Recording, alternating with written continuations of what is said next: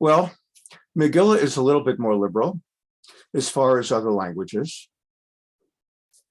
We've learned it mostly Thursday nights, but interestingly, it says a Torah scroll must be written in Hebrew, and you've all seen Torah scrolls. Men have been called up to the Torah. Women, if you've seen it at the Hagbah or otherwise you've seen a Torah scroll, it's in Hebrew. And surprisingly, it also says that a Torah scroll may be written in Greek, but no other language. And it's a curiosity, what's the deal with the Greek? So we're going to begin now in learning Megillah. We're going to learn a little bit about what's the deal with the Greek, and then back to chapter 3, because this is in Mesekhet Megillah. The Gemara Megillah tells the story of the Septuagint. So let's go into it. Oops. Let's go into that. We're also set to go into chapter 3. In Mesekhet Megillah, that is the tractate of the Gemara, not the Mishnah, but the Gemara. Remember, the Mishnah is about the year 165, and it's under the Romans, so it's not their language. The Greeks preceded them by a good 100 years or more. The Romans eventually Hellenized, adopting a lot of Greek culture, although it was the Romans, who ran they took control. Rabotenu lo hitiru sheikatvu el Yavani. Yavan is Greece. Even in modern day Hebrew, if you read an Israeli newspaper like Ma'ariv or Yediot Achronot, when they talk about Greece, they talk about Yavan. That's always been the name of Greece. And the ancient Greeks and the modern Greeks are two different kinds, as are the old Yavanis and the new Yavanis. Well, Torah may be written in Greek. Vitanya, Amar Rabbi Yehuda, Afka shehitir Rabbanim Rabboteni Yavanit, lo hitiru el b'sefer Torah. Only in the writing of a Torah scroll, but not, for example, in the writing of a Megillah, let's say. Okay, so what's the deal with Greek? Umishum ma'asa de Talmai Hamelech. There was King Ptolemy. Talmai in Hebrew, Ptolemy, Ptolemy. The Tanya ma'asa de Talmai Hamelech, shekines shivim u'shnayim zkinim, v'chnisam b'shivim u'shnayim batim, v'lo gila lahem al ma kinsam. King Ptolemy, no, and I won't say he told me so, but King Ptolemy gathered 72 rabbis, the greatest of the rabbis of the time. Again, to put a footprint on the calendar, we dealt with the Greeks. The Maccabees threw them out 165 before the Common Era. So think about 200-300 years, I don't know, before the Common Era. That's about 2,500 years ago. No, it's about 2,000 to 2,200 years ago.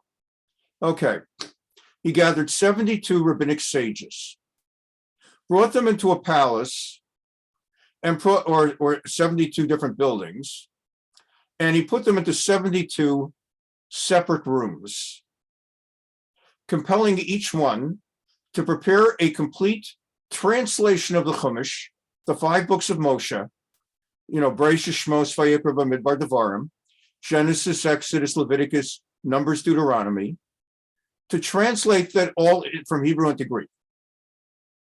Now, when you translate, let's say from Hebrew into English, I'm constantly kvetching about the incompetence of the translations on Sefaria. We all use Sefaria because it's absolutely the best tool for teaching online through Zoom. But we complain about the translations, and whether it's their William Davidson Talmud translation or their Chumash translation, it's about 80% accurate or 90%, and 10 to 20% inaccurate. And 10% inaccurate doesn't wash for teaching Torah. But I'm a teacher, I'm a rabbi, as are other rabbis who teach, and we clean it up for you. But in translating from Hebrew to English, you're going to have the way that William Davidson would have translated versus the way that Rabbi Fischer translates, Rav Fischer. So in the same way, if you get 72 rabbis, all of whom are going to be far more learned than William Davidson, and they're translating into Greek, you're going to have nuances. You're going to have some differences. And the miracle was that each and every of the 72 rabbis emerged with an identical word-for-word translation of the Torah from Hebrew into Greek, according to our tradition, without a single word deviated. V'nichnas eitzel kol echad v'yechad v'yamar lehem kitfuli Torah Moshe Rabchem. The king told me, without explaining in advance, why he had taken each of these 72 rabbis and placed them in 72 separate locations. So they had no opportunity to kind of coordinate in advance. Suddenly sprang on them after they were taken into custody, essentially, given pen and ink or whatever. I've grabbed you because I want you to all translate your Bible into Greek. HaKadosh Baruch Hu, belev kol echad v'yechad, eitza v'hiskimu kulan l'dat achat. Miraculously, God went into each one's mind, and every single one, not only did he translate the easy stuff, like, I don't know, V'daber Hashem el Moshe Lemor, and the Lord spoke to Moses saying, that one's easy. But then there's a sentence, for example, in the beginning of the creation, chapter 1, verse 1, Elokim bara bereshit. The wording of the beginning of the Torah, Bereshit bara Elokim, et hashamayim v'et haaretz. In the beginning, actually, I would translate a bit differently than from the way he did. In the beginning, Bereshit, in the beginning, be, in, resh, beginning, bara Elokim, in the beginning, God created the heavens and the earth. Okay, but it could be mistranslated. Bereshit bara Elokim, if you know your Hebrew well enough, it could mean there's another God named Bereshit who created the God we worship. Bereshit bara Elokim. It would still create a confusion with the words et hashamayim v'haaretz, unless you want to say there was a God named Bereshit who created our God, plus the heavens, plus the earth. There could be reason for mistranslation. And instead what we have is that, where did this jump? And so instead what we have is that they all of one mind wrote the same thing. And then later, God says, Adam b'tselem uvidmut. In creating, Vayomer Elokim na'aseh Adam. And God said, on the sixth day, let's create man. But salmenu kidmutenu. It's written in the plural. Let us create man in our image, in our form. V'yirdu b'dgad hayam uv'yof hashamayim uv'apema uv'chol aretz uv'chol remes v'remes al haaretz, and he shall rule over all the other creatures on earth. So it's written in plural, and it could theoretically be translated to mean there's more than one God up there, the way the Greeks and the Romans in their mythologies contemplated all these gods up there, occasionally warring, occasionally eating together, whatever the case may be. Nevertheless, we understand it in the singular. God speaks of himself in plural. The name Elokim, the word for God, is a plural word. Certain singular words are plural. Even in English, pants. I'm going to put on my pants. Michnasayim. In Hebrew, it's plural, michnasayim. In English, it's plural, pants. Though it's really singular. I'm putting on pants. Why is it a plural noun? Because there are two legs. Same with scissors. Can you bring me a scissors? Teachers always taught us in kindergarten, when we would say, can you borrow a scissor? They would explain the word as scissors. It's dual, it's plural and singular. It's a scissors, but it's because it's got two of those blades. In the same way, kings and queens speak of themselves in the plural. Denise and I, a few weeks ago, we were streaming Amadeus, in which Emperor II of Austria, Emperor Joseph, refers to himself in the plural. We are not pleased. We do not find this entertaining. Mozart, entertain us. They're used to speaking of themselves in the plural. The modern kings, His Majesty view with favor, things like that. So it's understood that God speaks the Elohim component. Okay, there's Adonai. I'm saying the God name because I'm teaching Torah. Otherwise, I would say Hashem.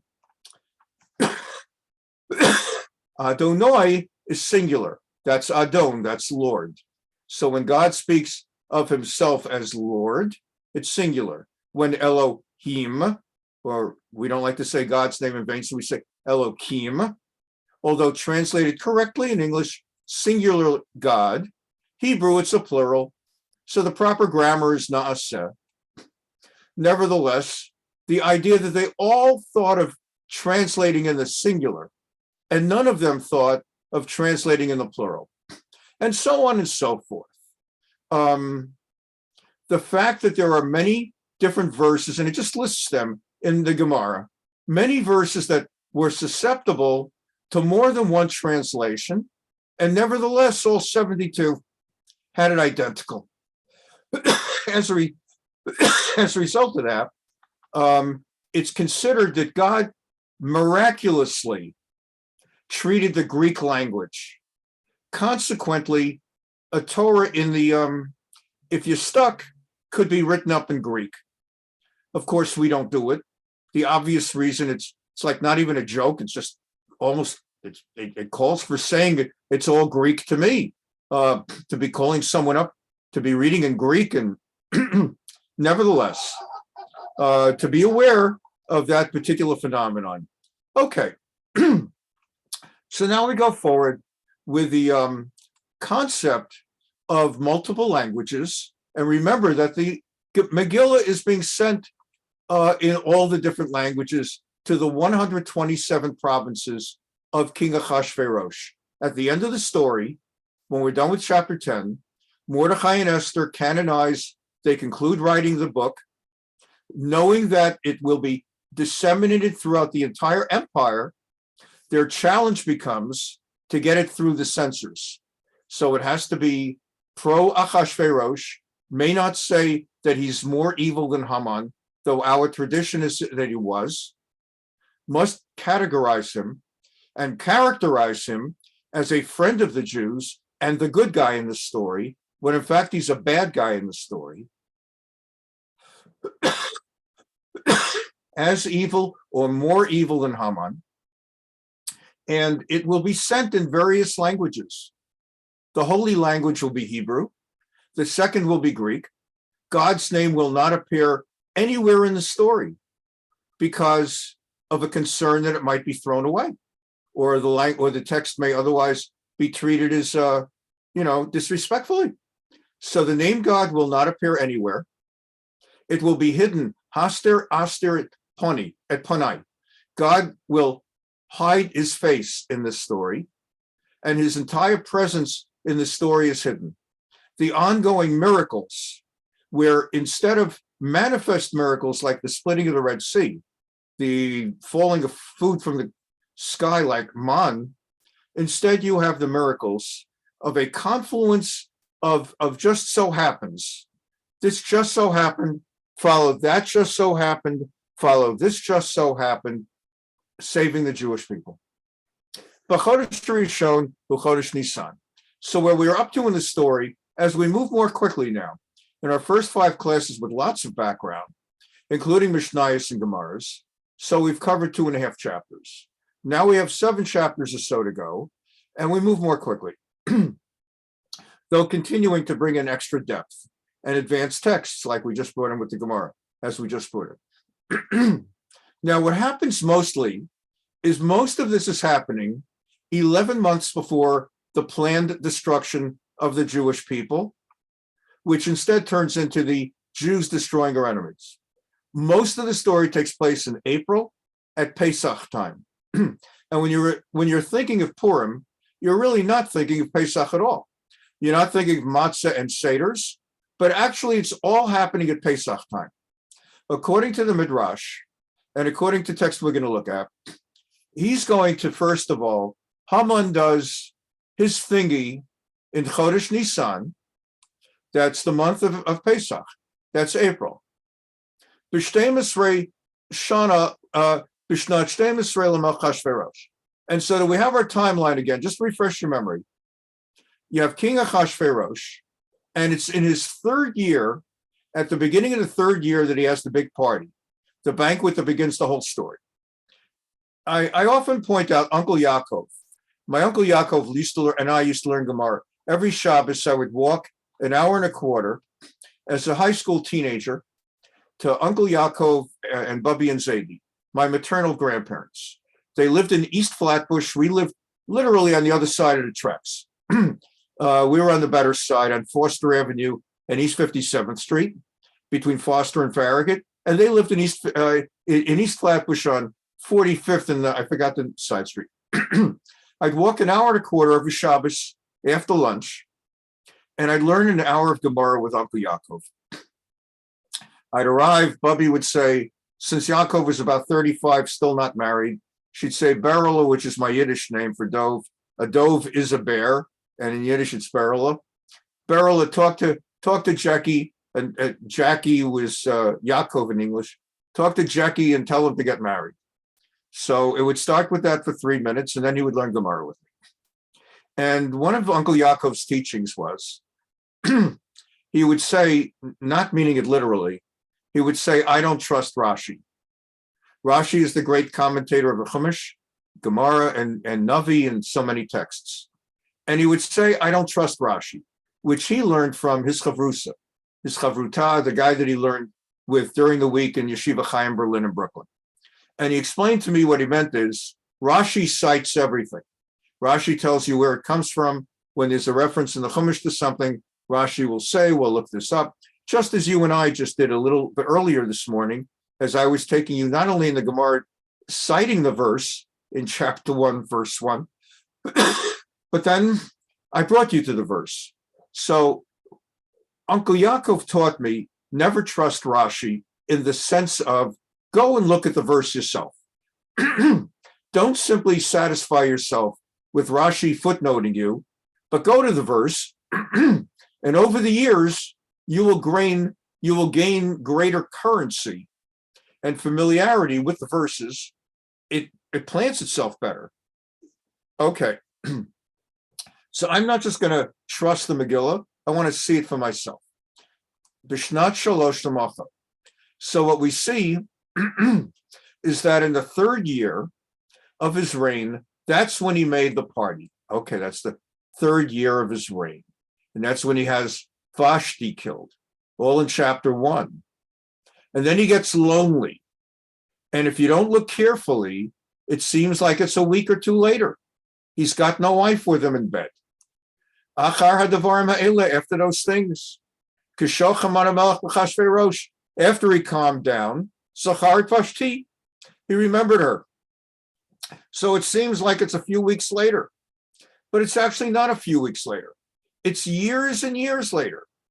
So I taught you it's, I believe, in the 7th year. And what ends up happening, so let's, again, not trust Rashi and don't trust me. He has the beauty contest. He finally picks Esther. He goes through the different women, rather both virgins who are being held by, on the one hand, there's Haggai in charge of the virgins, and Ashkaz is in charge of the non-virgins. He picks Esther in the 10th month. That's the night of her tryout. It's in January. The 10th month, that's Tevet. In the 7th year of his reign. So he killed Vashti in the beginning of his 3rd year, and 4 years go by. Into the 7th year of his reign, until he reaches the point that he's just got to have a wife again. So to give it context, time is passing. This is his 7th year itch. And it's 4 years since he killed the wife. It's not the day after. And then he's got his wife. And again, it seems like Agar hadavarim ha'ela, a day or two later, he's raising up Haman. But actually, what's going on here is we're now in the 12th year. So he had married Esther in the 7th year. And now, Bishnat Shtei Mesrei, Haman is having the Jews killed. So 5 years have passed. So things are moving fast, but slower than they seem. It seems, on the one hand, that it's all happening in a day or two. Haman needs 5 years to really ingratiate himself and gain some constancy within the royal authority. It's like whoever the president is.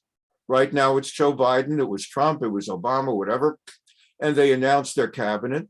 Usually, many cabinet members, they're not pushing around, even vice presidents, they're not pushing their weight around right away. You got to establish yourself. You've got to gain the president's confidence. The president names you to an office with the expectation and hope that you're going to do a great job and advance his agenda, or one of these days her agenda. And you have to prove yourself. In the case of Dick Cheney, again, I'm staying out of the politics, I'm not pro or anti here. Case of Dick Cheney, common wisdom, I don't know whether it's true. Common wisdom is he gained so much of W. Bush's confidence that there are many people who believe he was kind of leading Bush around by the nose. Again, I'm not getting into the politics of it. Maybe it's true, I'm just making a point. And presently, at least, after a year of the Biden presidency, you know the common wisdom is that Harris has not established herself. Again, maybe she's more influential. I just don't want to get into it. Just using an example, sometimes a vice president gains enormous influence. In some ways, it's said that Obama entrusted Biden with certain foreign policy things. Obama entrusted Kerry with environmental things. And again, certain vice presidents ultimately prove themselves not to be so useful. The general common wisdom is, again, it may be incorrect, that Dan Quayle never really established himself as a powerful vice president. So anyway, Haman establishes himself after 5 years. Powerful enough that he gains the confidence of the king, and he says to the king, I want to kill out the Jews. But first, before he approaches the king, he does the pur. A pur is a lottery. Purim is the holiday of the lottery. In first grade, in kindergarten, at Yeshiva Rambam, the way that kids celebrate Purim in part in Yeshiva Elementary School is with a grab bag. Everybody brings in some toy anonymously. It's got your name on it, and then it's put in a big thingy, and each kid pulls out a toy and gets whatever he pulls out or she pulls out.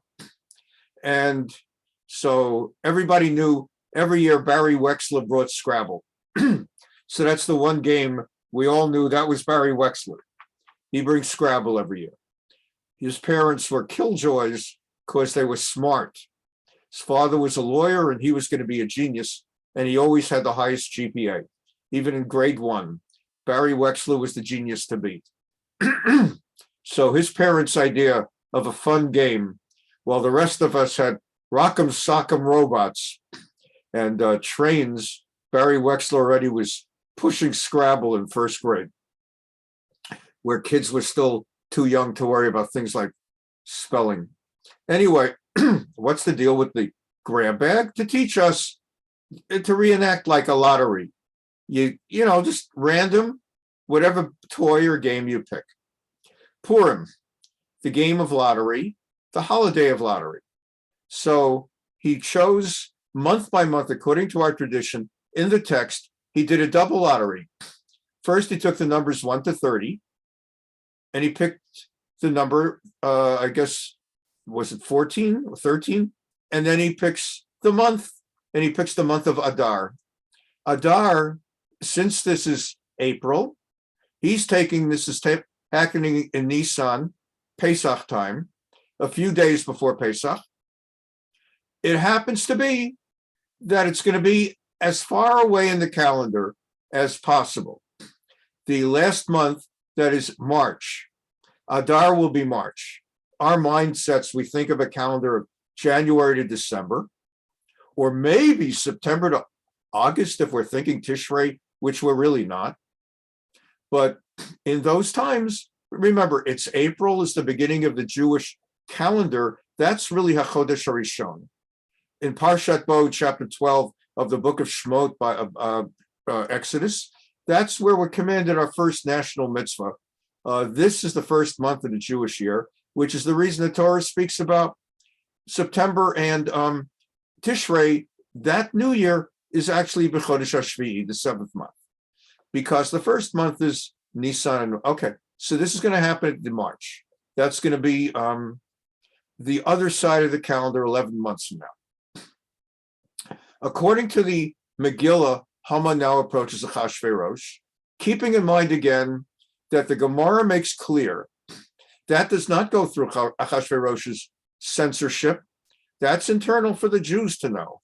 Achashverosh is regarded as evil and more than happy to wipe out the Jews, still unaware that Esther is a Jew. So he's the bad guy. But the story in the Megillah characterizes Haman as the pure bad and Achashverosh as an innocent drunk who doesn't know he's being played. That's to get it past the censors. And keep in mind, by the end of the story, you're going to have Mordechai and Esther are going to be raised up, and they don't need to sabotage their place by putting out a story that characterizes their king as a bad guy. Yeshno am echad mefuzar meforad ben hamim. This is the definition of the Jewish people. We are a unique people scattered among the nations. America has Americans. America is unique, actually, because we really are a polyglot of everybody who come from across the world. Originally, we were just the Native American tribes, you know, the Sioux, the Navajo, the Cherokee, you name them. And then the world came to the United States, little by little, and we became a polyglot. But most countries, the French are the Franks, F-R-A-N-C in our English, and the Brits were the Anglos, the Saxons, Germans, the Huns, I don't know, and so on and so forth, the Russians, the Serbs, whatever it may be. The Jews are scattered among all of them because we belong in Israel. We are in exile. Jews outside of Israel are in exile. Consequently, yeah, we make up 2% of the United States, and we make up 1% here and a fraction there. We don't make up any percent in Saudi Arabia. You want to talk about countries that have apartheid. If you're honest, you don't focus on Israel, where there's some kind of equality with Arabs. It's not ideal, it's not perfect, because it can't be.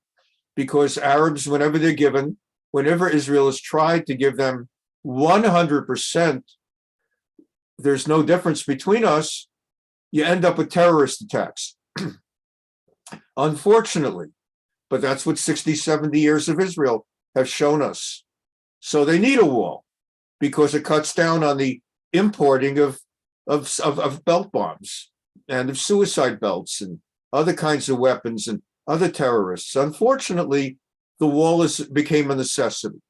And unfortunately, they need bypass highway roads so as to minimize the chances of having some Arab throw boulders and bricks at the car while you're driving. They've killed people that way. Pardon me. And in the same way, it is what it is. So outside of Israel, we are scattered. We are 1 or 2%. He points it out. You've got a kingdom of 127 provinces, and there's one nation among them who is scattered all over the place. Remember, the word dot means religion or law. In modern day Hebrew, a Jew who is dati, that means you're Orthodox. If you're Reform, you're not dati. If you're non-Orthodox, you're non-dati. Dat means religion, and it also means law. V'datehem shonot mikolam. Their laws differ from the laws of all the other nations. And they don't do what everybody else does. And for example, in the United States, until about 50 years ago, used to have blue laws. Blue laws were that it was mandatory for all stores to be closed on Sundays. Some of us may even remember from childhood, we may have been around when the shopping malls, they didn't have shopping malls, and to the degree they had stores or stores like Macy's and other department stores, they were closed on Sundays. It was illegal to be open on Sunday. You worked 6 days a week and you were closed on the Lord's Day. What did Orthodox Jews do? Orthodox Jews were open on Sunday because they had to be closed on Saturday, and they could not make a living 5 days a week. And it was illegal. And they would get ticketed every Sunday. I've told the story. Charlie Palm, last name is spelled P-A-M, became a local hero in New York City. I remember I was a little boy. I was about 5 or 6 years old when they arrested Charlie Palm. It was a big story in Brooklyn and on all the local TV stations. It was not yet a national story, but it was the #1 story of the day on local news for days on TV.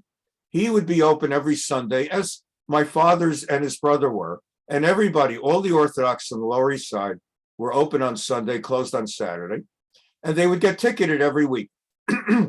And they would pay the ticket. And they knew that the $50 ticket, although it hit them.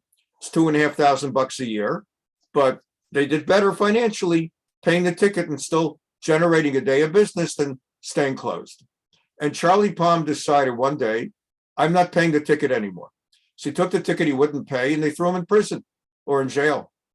And he became a celebrity. I'm not going to pay the ticket. And it happened to be that he davened every Shabbos where my Babi and Sadie davened. And I happened once every 2 months, I would spend Shabbos at Babi and Sadie's house. And that Shabbos was the one Shabbos every 2 months that I would spend at Babi and Zadie, was the Shabbos that Charlie Palm got out on bail. And he was a gigantic celebrity. And the rabbi gave the pulpit over to Charlie Palm to give the Devar Torah, the sermon that had an impact on me. Is that the reason I became a rabbi and got involved in all kinds of illicit Jewish activism? I don't know. But that had a big impact on me. The idea of this guy getting up, talking about why he breaks the law, because the law is unjust against Jews, and he's not going to let it stop him. And he won. Eventually, they ended the blue laws. So now, on a Sunday, you can go shopping. Or you can have Instacart bring pizza to you, if you can find kosher pizza, before the Super Bowl, assuming you watch the Super Bowl. Otherwise, you get chips and what do you get? You get tortilla, lemon chips, and I don't know, whatever people eat. So this people, just as the Jews of the 1950s and 40s and 30s in the United States did not follow we didn't get the memo, so to speak. And we were open on Sunday, closed on Saturday, while the law said you close on Sunday. This, I guess, Haman is trying to underscore. You've got 127 provinces, and you don't have airplanes, and you don't have trains, and in order to control everything, you can't really have people making their own laws because they're going to break up the empire. And these people have their own laws. There's no point in letting these people live. Get rid of them. They don't contribute much. We actually do contribute much. Before you wipe us out, it's good to remember that we kind of contribute a little bit.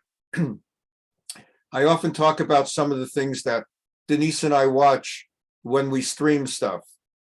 So we were streaming a wonderful episode of The American Experience, the story of the war against polio, and how doctors Sabin and Salk, Albert Sabin and Jonas Salk, who it turns out hated each other.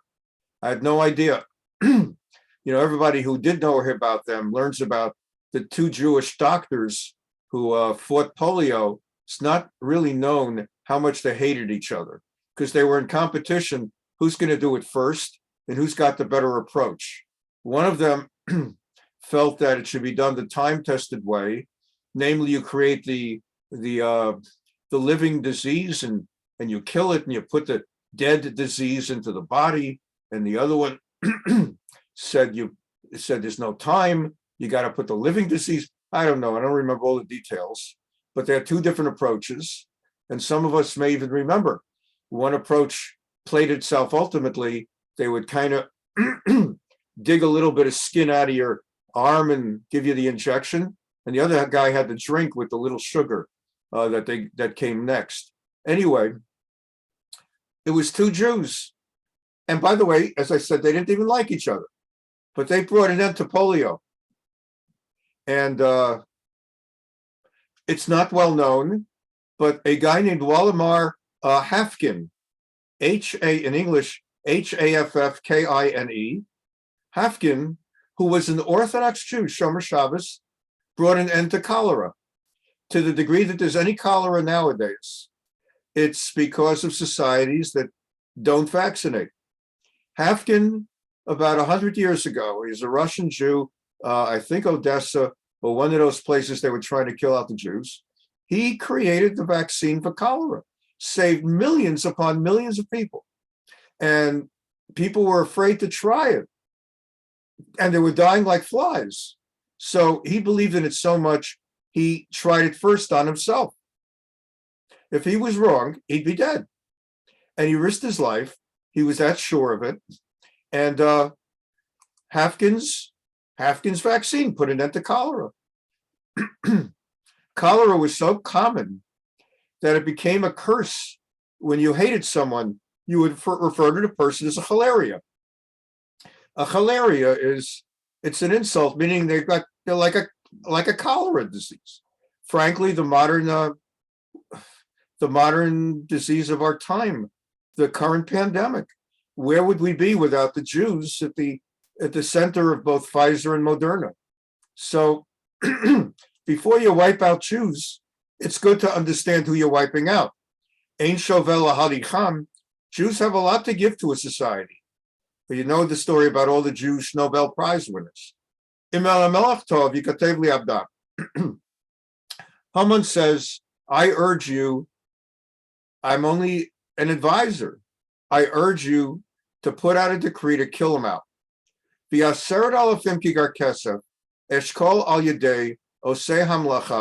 This means so much to me as your advisor that I am willing to put up major bucks, 10,000 talents of silver.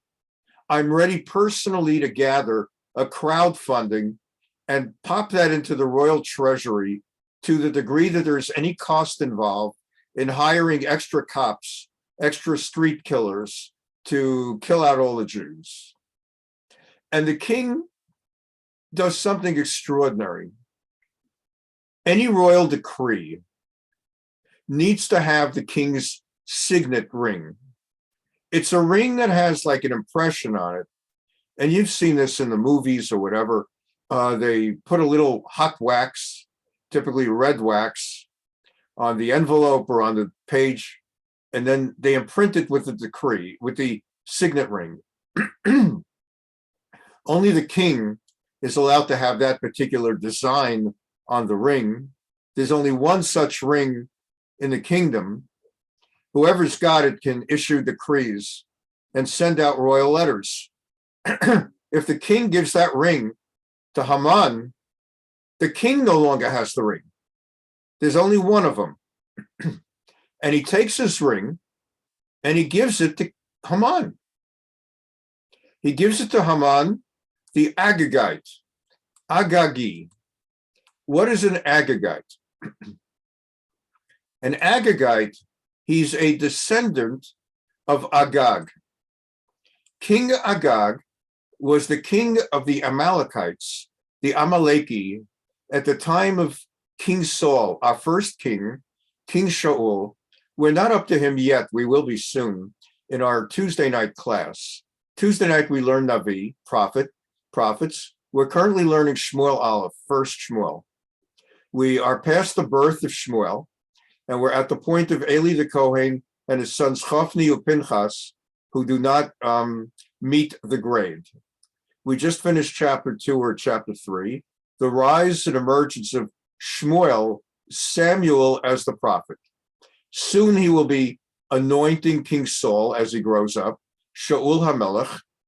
And among the tasks in the reign of Shaul HaMelech will be the assignment to wipe out Amalek, transmitted by Shmuel, who coronates him by the word of God. And we're going to find that King Shaul kills out the Amalekites, but spares the life of King Agag. Maybe it's from king to king. I wouldn't want them to kill me, so I won't kill them. He spares the life of King Agag, which is a story unto itself. We won't take out the time for it, but it brings into our historic consciousness that there is a king of the Amalekites named Agar. And because he was allowed to live and was not killed out, he becomes the progenitor of Haman. Had he been killed, there would have been no Haman. So he's called an Agagi, descends from Amalek, the nation of people who are by their almost genetic code committed to destroying us. And therefore in the Torah, among the 613 mitzvot, we are supposed to destroy them. We do not know nowadays who is Amalek, who is not Amalek. The one thing we may assume, although people speak figuratively and think they're speaking literally of ISIS and Hamas and other Muslim terrorists as Amalekites because of their hatred of the Jews, they're not Amalekites because our tradition is that the Muslims and the Arabs descend from Ishmael. As you know, all people descend based on the male progenitor. And if you're a descendant of Ishmael, you're not a descendant of Amalek. It is assumed that Amalekites include certain peoples in Western Europe under Christendom. And it could be Nazis. For all we know, it could be that the Hitlers and the Nazis, but we don't know that for a fact either. So he is our quintessential enemy. And the Megillah points it out that he's an Amalekite. Vayomer HaMelech LaHaman, HaKesef natun lach, I don't want your money. The money and the people are yours. This is important because, number one, factually, I guess it's true, that the king turned down the money. It is not seemly for a king to be taking money from someone he appointed to be a cabinet minister. Otherwise, it kind of compromises the king. Right now, Benjamin Netanyahu, the prime minister of Israel, is facing charges. He's got 3 cases still outstanding, case 1,000, 2,000, and 4,000. We're not going to get into that segue either. But he's alleged of taking certain bribes. And again, it's politics, and either you believe the charges are bogus and the whole underlying legal concept of the charges are bogus, or you believe he's a crook and he should be out. It's politics like so much. But the idea is that if he's found guilty, it'll be because it was highly unseemly. Even those who support him and believe that these charges are bogus, it's unseemly that the prime minister of Israel would have accepted certain gifts. He was given among other things, he helped, the facts seem clear that he helped a very prominent Israeli in the movie industry. Arnold Milken wanted to get into the United States, and they were not giving him a visa. And he approached Netanyahu, who helped him get a visa, called up John Kerry, who at that time was the Secretary of State, and persuaded Kerry to give the guy a visa, which is a legitimate thing for the Prime Minister of Israel to do, to speak to his kind of counterpart, not exactly a counterpart, but to get the visa. After the case, it is said that Milken sent him a ton of champagne, highest quality champagne, and cigars. Like, I don't know if it's Cuban cigars and so that's one of the charges, that he took a bribe. That's fine. Again, I don't want to get into the nitty gritty of it, but it's unseemly for the Prime Minister of Israel to be getting, what do you call it? So let's just do that. Okay.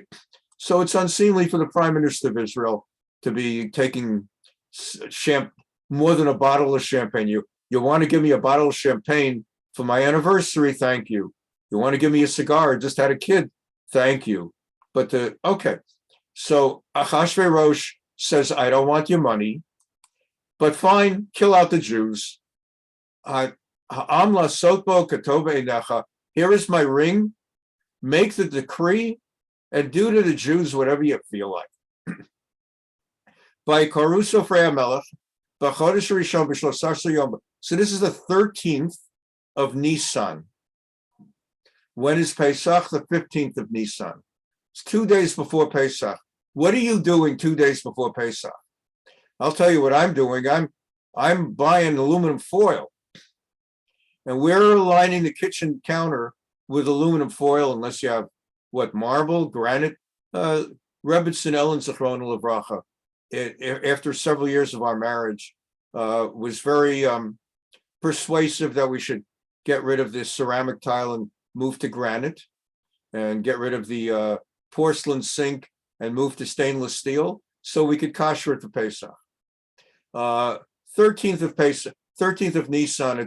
It's like a day before you got to be ready, and you're getting ready for Pesach. Well, that's what these Jews are doing. They don't know what's going on inside the palace immediately. They'll get the word very soon. But everybody's absorbed with Pesach. And on the 13th day of the first month, he writes out this decree that gets sent to everybody, Medina u'Medina kichtava va'am kilshono, to all the lands in all their respective languages, so they should understand it. They don't have, let's say, translations easily available. So if all they speak is read is Sanskrit, Japanese, whatever languages they had then, in each land it was written so that they would know B'Shem HaMelech Achashverosh Nechtav. It's signed in the name of the king, V'Nechtam B'Tabat HaMelech, and it has the authenticity and authority because it comes with that hot red wax or whatever, with the imprint of the king's signet ring, that Haman, who is now holding the ring, he actually has authority to run the kingdom. They send out the things that lahashmid larog labed. We are going, first of all, the word shmad, hashmada, to utterly destroy, ula abed, and make disappear, to wipe out the Jews and eradicate Jews from the face of the earth. Certainly within those 127 provinces, Minar v'yad zaken, taf v'nashim, including kids, including the elderly, including little itsy bitsy babies, including women, b'yom echad. All Jews are to be, I hate to use the word exterminated. That word, of course, comes out of the Holocaust, about Hitler exterminating the Jews. And exterminating, of course, is a term that's normally applied to animals, to ants, to spiders and bugs. You get an exterminator. So you got to be a little careful with using that word. But the idea of utter eradication of the Jews. So let's say eradication. Every last Jew. This is Nazi stuff. It's not and this is every last Jew will be wiped out according to the lottery on the 13th day of Adar.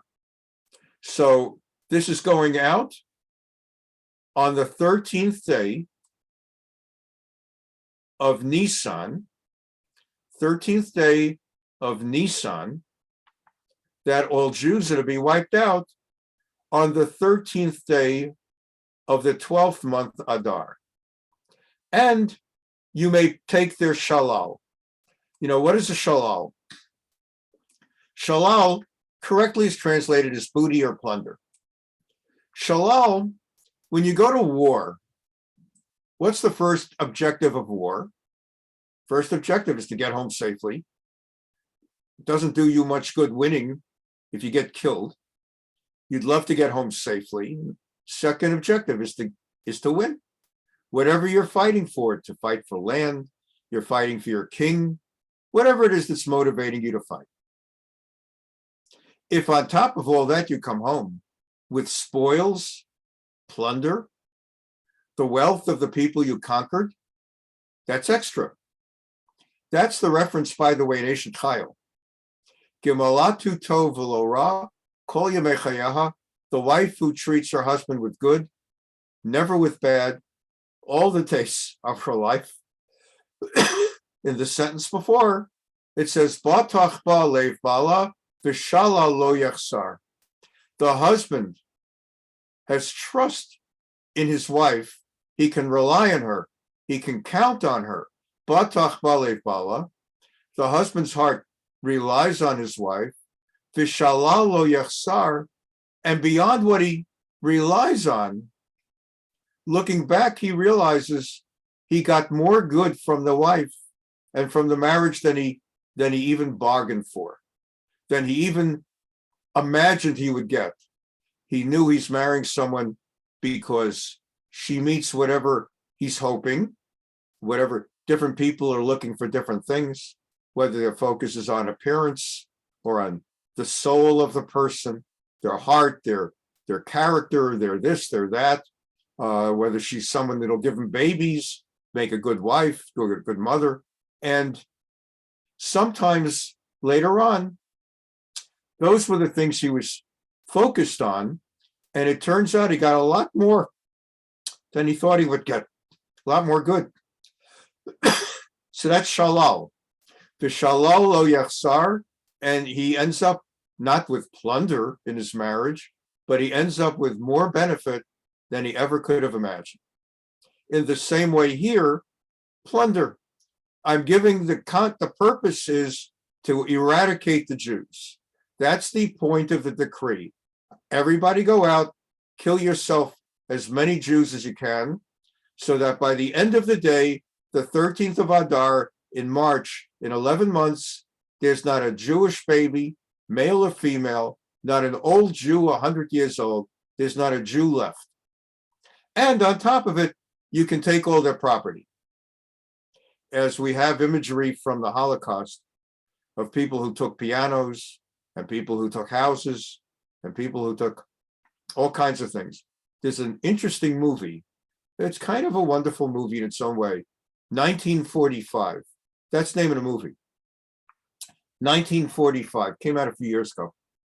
About these two Jews go back to the scene of the location that they came from before the Holocaust. They survived the Holocaust in the movie. And you don't see the Holocaust or any of its manifestations. Rather, you quickly come to understand it's a town or village from which they were evacuated for the Holocaust to be killed. They survived, and afterwards they're coming back. And the drama of the movie is that when they arrive, people, the locals, the anti-Semites, they don't know why these two guys have come back. And have these guys come back to reclaim their property, reclaim things that were taken? Because once the Jews were driven out, the storyline is that they not only were driven out, but plenty of people then rushed in to take their houses and their property. The famous thing about taking their pianos and their artwork. Even today, we read news items about artwork being recovered from individuals and from museums and all of that stuff. Movie's called 1945. Very interesting movie. What's going on is that's the day that the mayor of the town his daughter is getting married. So the family is preparing for the marriage, and suddenly the two Jews come in, and it just impacts everybody in the town, because a heck of a lot of people in the town seem to have taken different things that the Jews left behind. Okay, enough about that movie. So here, the entire kingdom is learning, everyone throughout the empire, that you're being given permission to go ahead and take the spoils and kill out the Jews. And what makes you so sure you can kill out the Jews? Because it's like the modern period. Think of the pogroms. When they went crazy on the Jews in Odessa, Kiev, Kishinev, they weren't worried about anybody afraid that I can't succeed in killing out Jews did not come out. Plenty of people came out because they know they will have the policing authorities right behind them, enforcing any decrees put out by the king. But Shegen Aktav, Linat Tendat B'chol Medina Medina, Galui L'chol Ha'amim, Liot Atitim Le'yom Haseh. So this was made advance notice so that the people in the kingdom could now start getting ready. The words were dachuf. What is dachuf? Dachuf means urgent. So the messengers were sent out, even though it's not going to be for 11 months till they kill out the Jews. Nevertheless, the messengers were sent out with great haste and urgency to convey this is serious stuff. This is not just that the king is just on a peak today, the way he got peaked one day at his wife Vashti. This is a concerted idea. We literally, like Nazi style, we are going to eradicate the Jews in 11 months. And it says, Ha'ir Shushan Navocha, people in Shushan, the capital city, they didn't quite know what to do with this because it came from out of nowhere. It's essentially Haman, one cabinet minister. Mordechai will not bow down to him. Haman wants to wipe out Mordechai, feels it's beneath his dignity as the highest ranking or among the higher ranking cabinet officers to be going after a single person. It's more his style to go after the whole people. And he grew up with a hatred of the Jews, as in Amalekite chapter 4. Umordechai yada et kol na asher nasa. The word got to Mordechai right away because where does Mordechai hang out? Bishar HaMelech.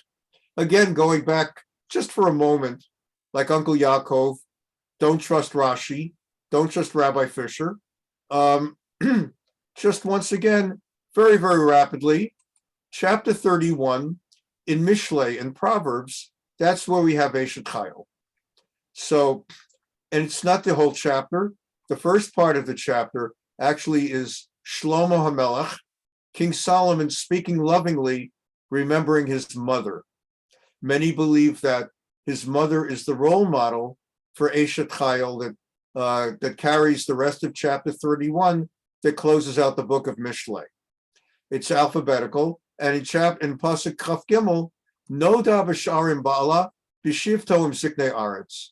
The woman of valor helps raise up her husband's station so that he becomes prominent in the gates, sitting among the elders. In ancient times, people, literally the most important people, stayed all day at the gates of the palace. And that way they could be easily accessed by the king. They didn't have telephones and smartphones, texting and emailing. They didn't have desktops and cars and planes. If they wanted access to the king, or they wanted the king to have access to them, they spent their day at the gates. What did they do for a living? They did not. They were wealthy. In order to be able to do that, you had to be wealthy. And you spent your day at the gates with the other elders. Mordechai uniquely spent his time at the gates because he was keeping an eye on Esther. Okay, so Mordechai was, and that's, by the way, we learned earlier how he could be positioned to learn about the plot of Bigtan and Teresh. because since he was at the gates, he knew he was positioned to hear Bigtan and Teresh plotting that they were going to be murdering King Achashverosh. And how did he come to know? We learned it. Bigtan and Teresh did not know that Mordechai was a member of the Anshe Knesset Agdolah, the men of the Great Assembly. From among all the Anshe Knesset Agdolah, he uniquely went to Persia, while the others stayed in either Babylonia or moved back to Eretz Israel. He opted to bring his leadership skills. He felt the Jews of Persia was so significant they needed someone of his caliber to provide Anshe Knesset quality leadership, religious leadership. So one of the requirements among the Anshe Knesset Agdolah, among the men of the Great Assembly, is they have to know all 70 languages then current. That took me on that segue last time, talking about Jabotinsky, who spoke 11 languages very well. Anyway, it was then that he was able to determine that Bigtan and Teresh were plotting to murder the king. Okay, so he hung around all the time at the gates. Hu yadad kol shenasa. And now he therefore got word that the decree went out. Vayakra Mordechai begadav, vayobashak va'ether. He tore his clothes. This already had become the Jewish custom, going back to our father Yaakov Avinu, our father Jacob. When the brothers came back, Yosef's brothers, with a torn garment, dipped in blood, conveying to Yaakov Avinu, we don't know what happened to Joseph. They lied. We don't know what happened to Joseph, but we found this Ketonet Pasim, this shirt of many stripes. It's not actually many colors. That was Andrew Lloyd Webber. It might have been many colors, but that's not what Pasim means. Tseva is color. Pas is stripe. Think more like a talus. You know how just a classic talus has a lot of, it's like an off-white kind of wool, and it has a lot of black stripes. Classic talus on the left and right side, shoulders when you put it on. Think of something like that. That's more probably what Yosef's garment looked like. Anyway, the brothers bring back the garment dipped in blood, and they leave it for their father to infer that he must have been killed by a wild animal. So Yaakov Avinu tore his clothing. And from there we have Kriya, that if God forbid there's a death, then at the cemetery, if not earlier, the rabbi assists family members with making a rip, a tear in their clothing. That's Kriya with an ayin. With an aleph, kara means to call or to read. With an ayin, it means to tear. So no one has died, but the ramifications of this decree are so horrific that he tears his garment. Vayobash sak va'efer, he wears sackcloth and ashes. Literally, like you take a piece of paper and you take a match and it burns and there's a little bit of ashes and you put it on your hair. We do that every Tisha B'Av in preparation for Tisha B'Av. At the final meal before Tisha B'Av, we eat a hard-boiled egg and we prepare some ashes, put it in our hair, and you wash it out after Tisha B'Av. Likewise, there's a custom for a man at the chasana, at his wedding, to put ashes in his hair, to remember the fall of Yerushalayim, just as we break the glass to remember the fall of Yerushalayim and the destruction of the Beit HaMikdash. Notwithstanding that the chasana, that the chatuna, that the wedding with the chuppah is the great simcha, it's a happy occasion, the wedding and all of that, but the breaking of the glass is actually to remember the destruction of the Beit HaMikdash and the Holy Temple, and in the same way, placing a little bit of ashes. So these are two Jewish traditions going back centuries and millennia. The idea of wearing sackcloth at a time of great travail and mourning with prayer to God, and the idea of putting ashes in one's hair. Vayetze b'toch ha'ir By his aksa akagedola umara, he lets out bitter wailing, public wailing. You can't imagine this nowadays. You've never seen anything like this, except maybe if you've seen homeless, crazy, mentally ill people in parts of New York or Santa Monica or other parts of Southern California or Northern California or parts of Manhattan and other boroughs, I don't know. But mentally healthy people do not scream in the middle of the street, even when they're in a moment like this. And maybe that's why we don't reverse. Maybe that's why we don't induce God to reverse certain decrees.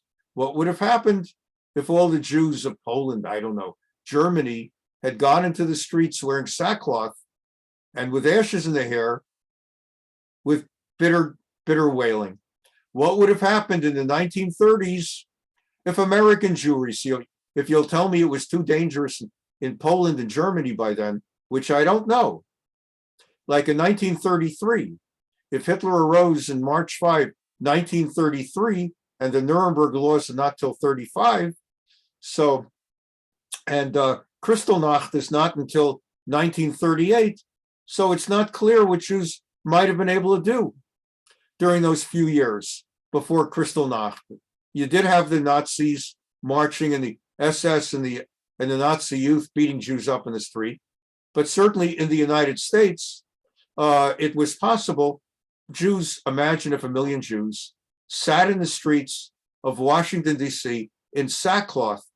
There was actually a rabbi's march, very famous historic event of some very, very prominent, the most prominent Orthodox rabbis of the time marched on Washington, D.C. to meet with Franklin Roosevelt and to talk to him about what was going on. And Rabbi Stephen Wise, the Reform rabbi who was prominent, he had access to it. Roosevelt was the head of the American Jewish Congress and actually helped persuade Roosevelt to sort of sneak out of the White House and not meet with the rabbis, avoid the rabbis. Very interesting historic events. And I've learned a lot of these things from Professor Medoff, who's written about it in both his research and other publications. And so what if Jews, not only rabbis, what if 1 million Jews, just something to think about, had donned sackcloth, had sat in the streets of New York and Washington, D.C., and raised up their voices with bitter wailing? Would that have led Americans to mass arrest Jews and blame Jews for pulling America into World War II? And would every American family who lost a boy in Japan and Germany, in Hurtgen Forest and in Okinawa, would they all have blamed the Jews? Or would America have gotten pulled in against our will because after the bombing of Pearl Harbor on December 7, 1941, we had no choice but to fight. We no longer were able to stay out because they were pulling, you couldn't stay out anymore. Japan's bombing the United States and our Navy. And would they not have blamed Jews? And would God have made a miracle? We'll never know. We'll never know. We do know that to a limited degree, the efforts of Jews eventually led to the War Refugee Board, which did save some Jews. So we'll never know. We'll never know. Vayavo ad lifnei shar hamelech. He went up to the gates, but he couldn't go beyond the gates into the palace to speak to Esther. Ki ein lavo el shar hamelech bavusat. Wearing sackcloth, there was like, you can't get that close to the gates. It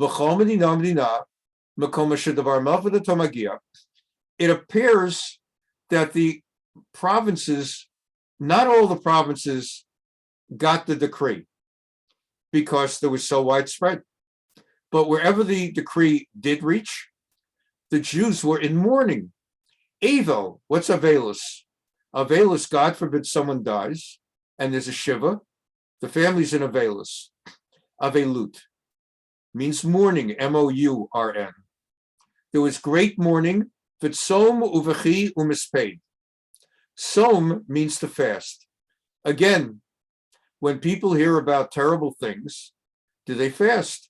What if Jews would have fasted for 3 days?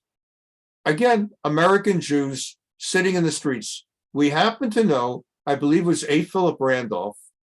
Again, another thing I learned from Professor Medoff's research, that the blacks met with Roosevelt, and I think it was may have been A. Philip Randolph.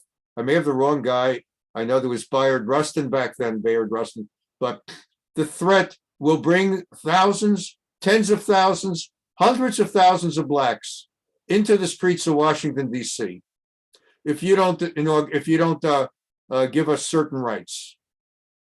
And Roosevelt backed down. He didn't want 100,000 blacks sitting in the streets of Washington, D.C. We will never know what would have happened if Jews had done the same thing or even made the same threat. And where was the fasting? There's the Rabbis' March. There's no report of Jews fasting for 3 days in America. When they had the SS St. Louis very close to Florida, after having been turned away from Havana, Cuba, we don't read about Jews in Florida, elsewhere, fasting for 3 days, sackcloth. You just watch it go by. Poor Jews, 900 Jews on the way back to Hitler in Europe. There's a movie about that too, like all movies, based on a true story, so a bit fictionalized, but I strongly recommend, and it is available on Amazon, The Voyage of the Damned. There's a book and a movie. It's got Faye Dunaway, and The Voyage of the Damned. Very good movie. By the way, Mel Mermelstein died last week. Mel Mermelstein died at 95. He was a Californian who took up the Nazis on an offer. The Nazis, the Institute for Historical Review, a Nazi quasi-academic institution,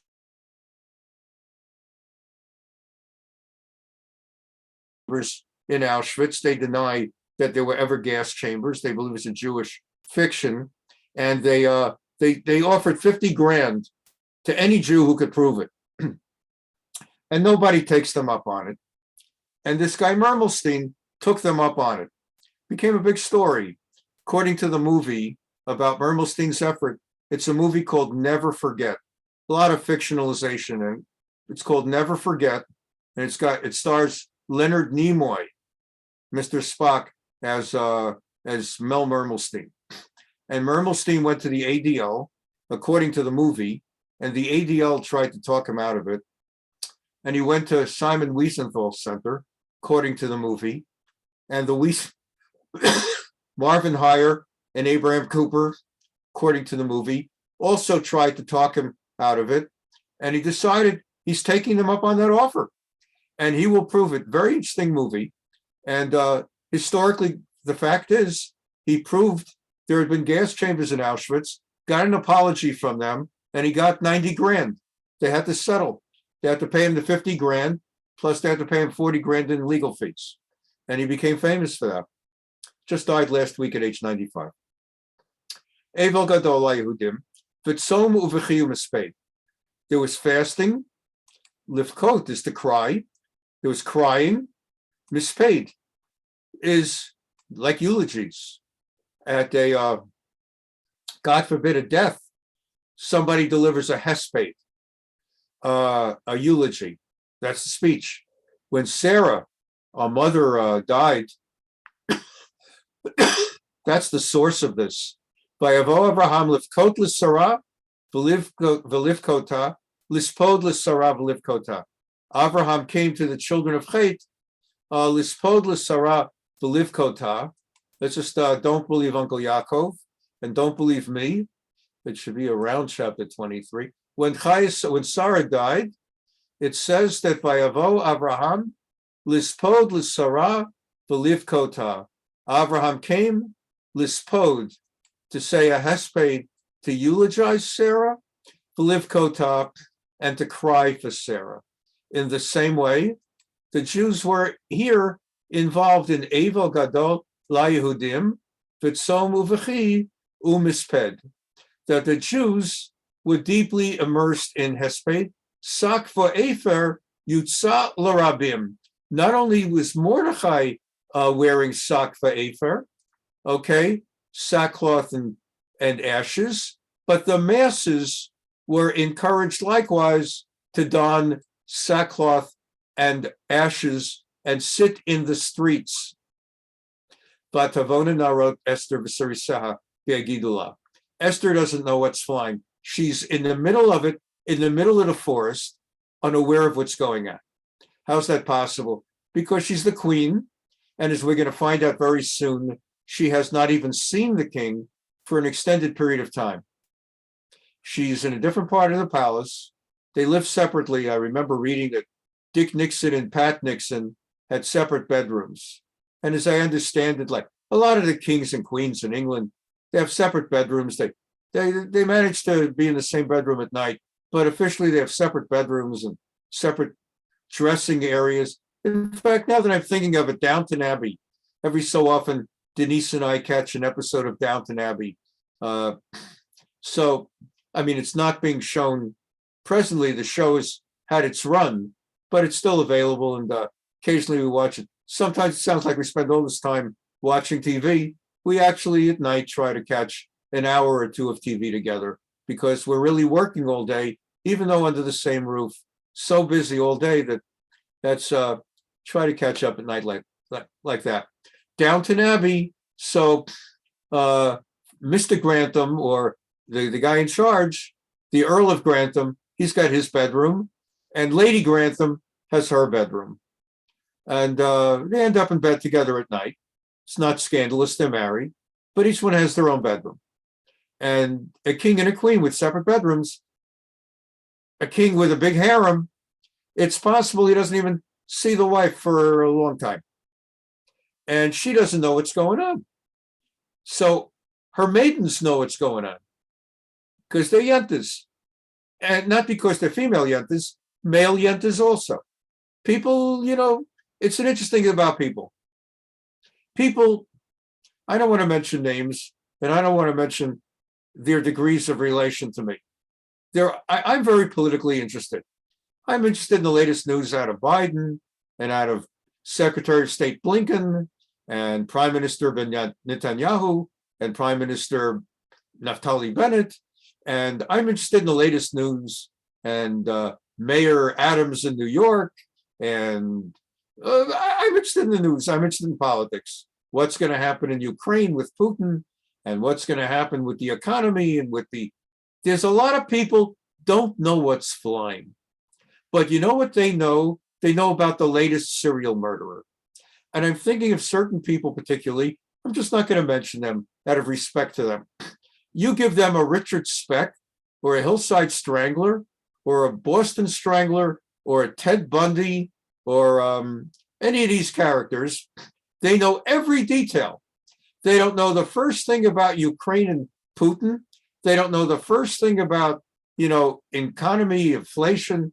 They don't know the first thing about what crude oil is selling for on the open market in the Middle East or any of the issues of the day. But all you have to do is, if there's an active serial killer, the 44 caliber killer, son of Sam, they could tell you every detail. They know all the news. And that's how people are. Certain stories just capture the imagination. And other things that are actually more important, they don't pay attention to. Everybody but Esther knows that the Jews are dead in 11 months. So the Narot Esther V'Sarisaha, Vayagidullah, her maidens, not knowing, by the way, some of them don't know she's Jewish, but she has one or two insiders who do know. They tell her, and she becomes Vatit Chalchal. She trembles. She realizes that's her peeps. Vatishlach begadim lahalbish et Mordechai. And it's public news that the Jew who's been hanging around at the gates and who sends messages to Queen Esther, whether people know that he's her uncle or he's her advisor, because he's ordered her not to tell people about her Jewish roots. So she doesn't lo maget at Amma. She doesn't tell people her nationhood, her nationality, her ethnicity. Nonetheless, they know there's some relationship. He's her top advisor, constantly passing messages through, and now he's in sack and mourning because he's getting killed in 11 months, along with his people. She doesn't get the deal. She sends regular clothing with instructions, lahasir sako me'alav v'lo kibel. Mordechai, I don't know what the deal is with the sackcloth. Here's decent clothes. Take it off. He won't receive it. Vatikra Esther lahatach misarisei hamelech asher emid lefaneha. She picks from among her various male eunuch advisors and servants in order to be the 24/7 hang around the queen all the time. The king has them eunuchized, if there's such a verb, so that they don't fool around with the queen. We know from Henry VIII that one or two men who spent time with one or two queens ended up intimate with the queen, and that became a basis for Henry VIII to have at least two of his queens' heads chopped off for that. And then he had other reasons. He had a bunch of them chopped off because he wanted a boy and he just couldn't get himself a boy. But at least two of them got chopped off.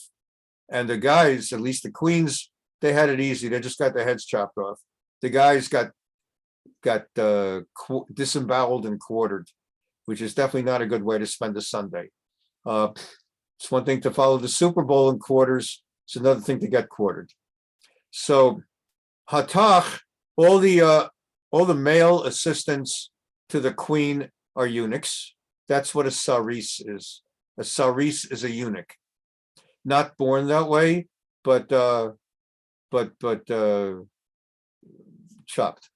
And then Hatach, according to our tradition, may have been Daniel, the famous Daniel of Daniel in the lion's den from the book of Daniel, the Bible, in Babylonia, when certain Jews went from Babylonia to Persia, like Mordechai.